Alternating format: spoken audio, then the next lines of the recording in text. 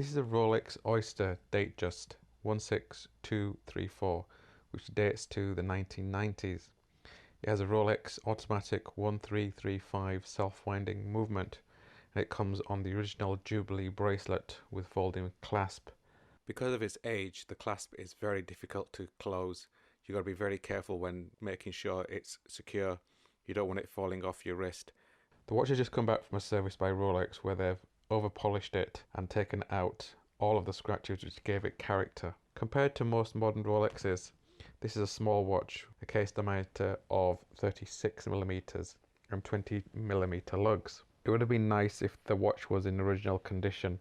You can see all the lugs have been over-polished and all the scratches have been taken out. The watch is 12mm thick, but I think most of that is taken up by the sapphire crystal. It's got drilled lugs, as most Rolexes had back in the 1990s. The buckle has also been over-polished. You can see the Rolex crown has been ground down. The Jubilee bracelet is also showing signs of stretching. You can see the massive gaps between the links, but this is quite common with Jubilee bracelets.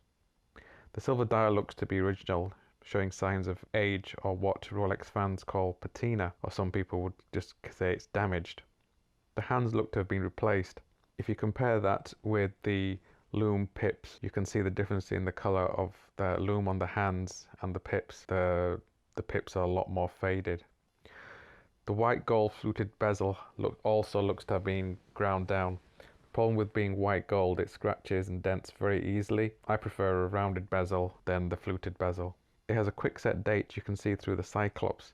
Now, a genuine Rolex would magnify the date 2.5 times like this one does. You can tell Rolex not to change anything on the dial and change the hands, but they don't always listen, and they will change without asking you.